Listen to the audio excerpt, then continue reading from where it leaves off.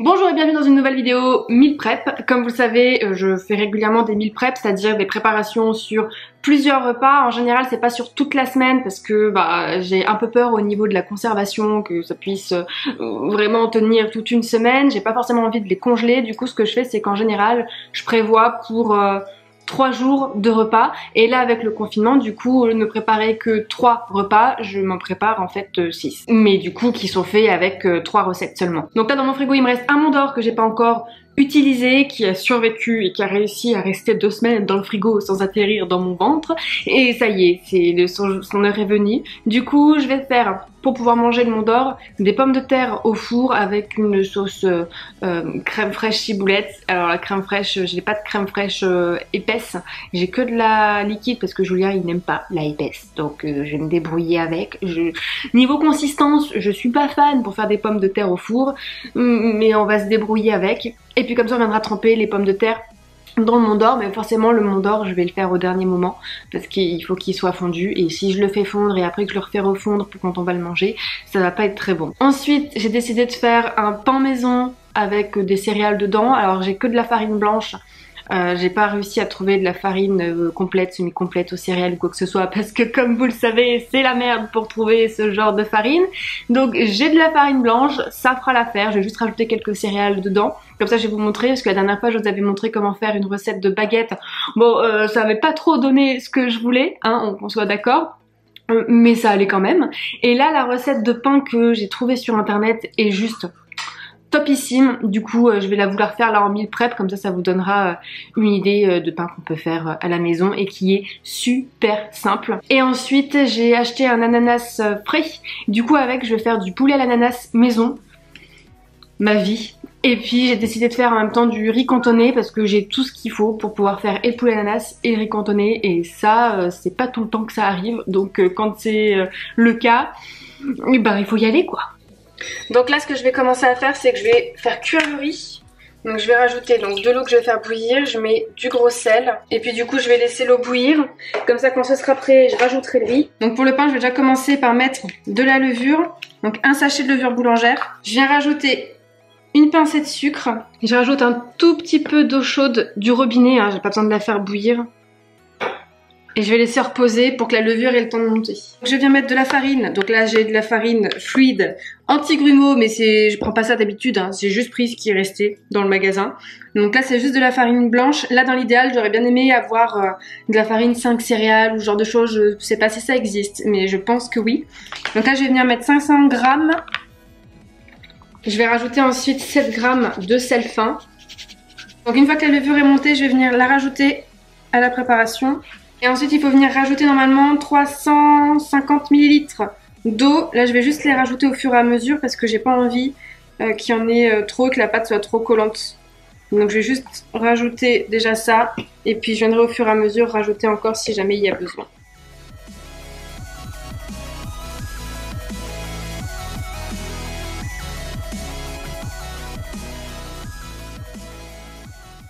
Là je vais rajouter mes graines de tournesol. Je vais venir rajouter juste un filet d'huile dessus. Et je vais venir remettre dans le saladier. Donc ensuite je vais mettre du papier sulfu. Et il faut laisser lever 30 minutes. Alors il y en a qui disent température ambiante. Moi clairement il fait tellement froid chez moi que à température ambiante ça lève jamais. Du coup ce que je fais c'est que je le mets au four, et le four je le mets juste à 50 degrés. Le minimum en fait pour que il y ait quand même de la chaleur. Et je le laisse une demi-heure dans le four à 50 degrés. Ensuite, vu que l'eau est en train de bouillir, je vais rajouter le riz. Du coup, le riz, là, j'ai mis 240-250 grammes de riz. Donc normalement, ça nous fera 2 personnes pour 2 repas à peu près. Il risque peut-être d'y avoir un petit peu plus, mais... Donc ensuite, pendant que le riz est en train de cuire, j'en ai profité pour laver mes pommes de terre. Je les ai mis dans un plat qui va au four. Je vais rajouter du gros sel dessus.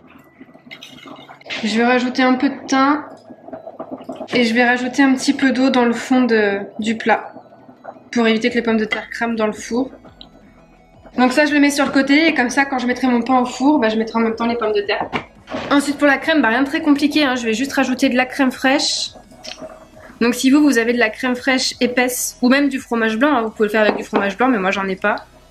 Je vais venir rajouter de la ciboulette déshydratée. Alors l'idéal c'est de mettre de la ciboulette fraîche, mais j'en ai pas. Je vais rajouter du sel, du poivre et un tout petit peu d'ail en plus. Donc ensuite pour le riz cantonné, là le riz il a fini de cuire, du coup je l'ai passé sous l'eau froide pour que la cuisson s'arrête, pour que ça évite de devenir pâteux.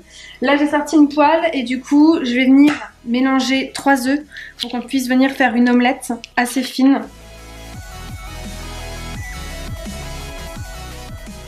Donc ensuite la poêle je vais juste la faire chauffer, pas à feu vif non plus mais quand même assez fort. Je vais rajouter un peu d'huile.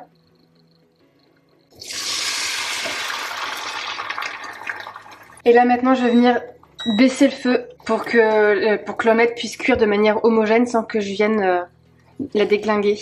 Comme ça va avoir le temps de cuire bien au-dessus et j'aurai pas besoin de la retourner et de faire des trucs pas beaux.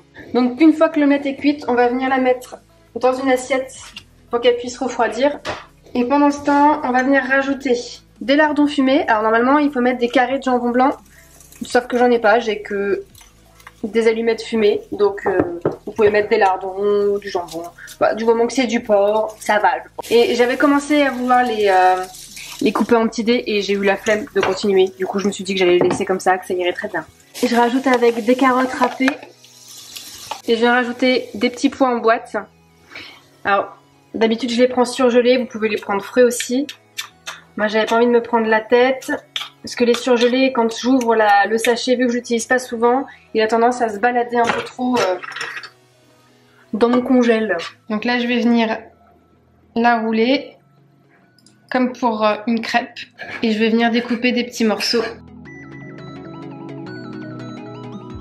Donc là, maintenant, on va venir rajouter l'omelette. Et ensuite, on vient rajouter le riz. Bon, vu la quantité, je pense qu'il y en aura largement pour 2-3 repas, voire même 4 repas. Bon, au pire, on congélera, hein, mais le riz cantonné, c'est tellement bon en même temps. J'essaierai de faire un peu plus de sauce avec le poulet à l'ananas. Et ensuite, je vais venir rajouter une bonne dose de sauce Nyokman. Et une fois que c'est prêt, bah, je vais mettre dans un Tupperware et je vais m'occuper du pain là qui normalement a fini de lever, qui a fini les 30 minutes. Donc ensuite je vais récupérer mon petit pain. Je vais essayer de pas trop abîmer le papier sulfite parce que je vais encore en avoir besoin. Je vais venir mettre de la farine sur le plan de travail. Je vais venir mettre dans le saladier de la farine à balles. Et là en fait je viens juste prendre la pâte pour la mettre au milieu, pour l'étirer. Et puis du coup on va venir remettre la petite boule de pain dans le saladier qu'on a rempli de farine. Et on va remettre le papier sulfu.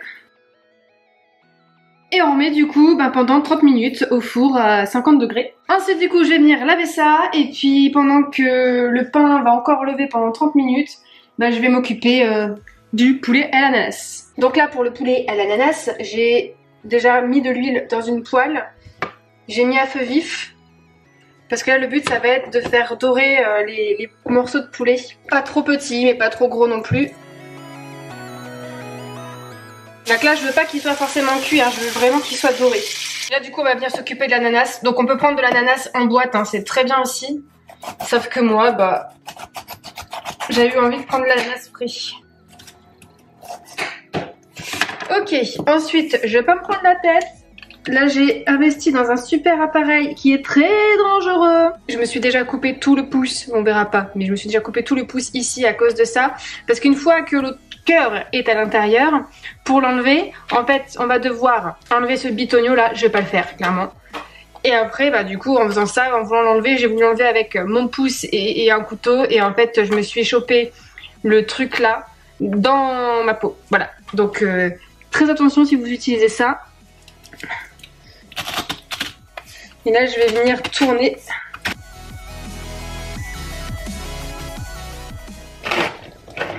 Voilà. Et du coup, hop, ça fait des petites tranches d'ananas. Je vais venir enlever le petit bitonio qui est là. Nickel. Donc là je vais venir retirer tout ce qui va être les petits œillets là. Je vais venir couper des morceaux d'ananas. Et ces morceaux, je vais les mettre dans la poêle, direct. Hop.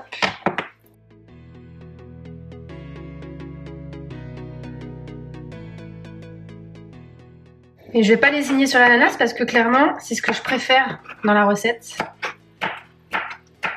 Et vu que j'ai fait pas mal de riz cantonné, je vais faire un peu plus de sauce que prévu. Et du coup, bah, là, l'ananas qui est ici, je vais juste venir récupérer, je vais le mettre au frigo. Et puis demain matin, quand je me ferai mon petit jus d'orange à l'extracteur de jus, bah, je viendrai du coup rajouter les petits morceaux d'ananas dedans. Comme ça, on évite de gâcher. Et je pense même que je vais rajouter peut-être le cœur si j'arrive à le récupérer. Mais ça, je le ferai après. Ensuite, une fois que j'ai mis mes ananas dans la poêle, j'ai mis à feu moyen, je vais les faire revenir un petit peu, dorer. Ensuite, une fois que les ananas ont bien doré, on vient rajouter de l'eau qui doit venir vraiment arriver au même niveau que l'ananas, voire même un petit peu au-dessus. Ensuite, je vais venir rajouter une petite cuillère à café de fond de volaille. Et je les mets dans une petite passoire, hop, pour vraiment pouvoir en mettre un peu partout. Alors normalement, c'est de l'eau qui a été cuite avec un bouillon, un cube de bouillon de volaille. Sauf que, bah, vu que j'en ai pas, je fais avec ce que j'ai, c'est-à-dire du fond de volaille. Pendant ce temps, je vais rajouter du concentré de tomates que je mélange avec de la sauce soja sucrée. Ensuite, je dois venir rajouter une cuillère à café de maïzena que je mets pareil dans une petite passoire pour en mettre un peu partout et éviter qu'il y ait trop de grumeaux. Je vais venir mélanger, en fait c'est pour épaissir la sauce. Et je vais venir du coup rajouter ma préparation sauce soja sucrée avec mon petit concentré de tomate parce que là, bah, ça n'a pas forcément la couleur que je souhaite. Et je vais rajouter le poulet. Je vais rajouter juste un petit peu de sel, vraiment un tout petit peu de gingembre. Je rajoute un tout petit peu de citronnelle. Et du coup, bah, je vais venir mettre à feu moyen et puis je vais laisser le poulet cuire tranquillement et la sauce s'épaissir aussi. Et puis après, ce sera prêt. Et en attendant, bah, du coup, je vais finir de m'occuper du pain. Donc là, je vais venir ressortir ma pâte à pain du four et je vais venir mettre mon four à 230 degrés. Donc là, on voit bien que mon pain, il a bien monté. Et je vais du coup venir le mettre, alors normalement c'est dans une cocotte, sauf que moi j'ai pas de cocotte, par contre j'ai une sorte de cocotte Tupperware qui va au four, du coup je vais mettre mon pain là-dedans. Les gars, vous me croyez si je vous dis que j'ai cru que je filmais et en fait je filmais pas parce que j'ai dû changer de batterie et j'ai oublié que je filmais plus. Du coup je viens de faire toute cette partie sans avoir filmé. Je suis désolée, je suis un boulet, je n'en peux plus de ces batteries. Du coup je vous montre. Donc en fait je suis juste venue mettre ma pâte à pain dedans. Je suis venue avec un couteau faire une petite croix. J'ai rajouté quelques graines de tournesol par-dessus. Et avec du coup ma main, je suis venue humidifier la pâte juste en faisant des petits mouvements comme ça. Comme ça, il y a plein de petites gouttes d'eau qui sont tombées dessus. Et je suis ensuite venue rajouter le couvercle. Et je disais qu'il n'y avait pas besoin de mettre de l'eau dans le four, étant donné qu'on a un couvercle du coup sur la cocotte.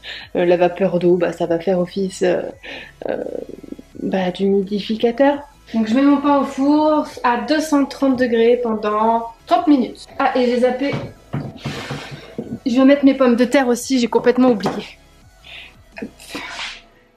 Ma petite pellère. Ok, donc une fois qu'il a cuit pendant une demi-heure avec le couvercle, on va hop, retirer le couvercle. Du coup, on peut voir le joli pain.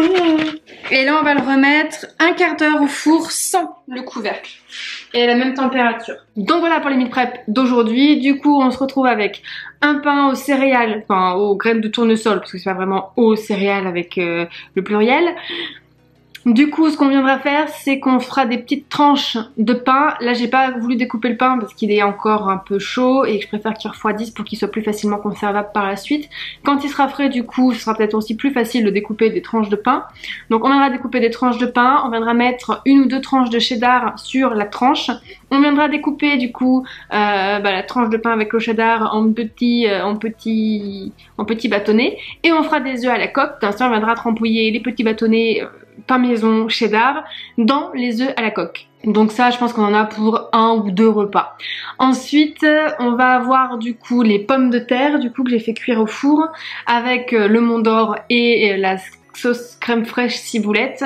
Là, je pense qu'on en a pour 2 repas. On va avoir le riz cantonné et le poulet à l'ananas. Et là, je pense qu'on en a pour 2-3 repas au moins. Donc j'espère que le fait de vous partager un petit peu les recettes qui sont à ma connaissance, de partager un petit peu aussi mes expériences dans ce genre de vidéos, bah ça vous plaît. Et puis bah si ça vous plaît, comme d'habitude, je vous laisse la liker, la partager et puis vous abonner si c'est toujours pas fait, parce que vous êtes encore plus de la moitié des personnes à regarder ce genre de vidéos et à ne pas être abonné.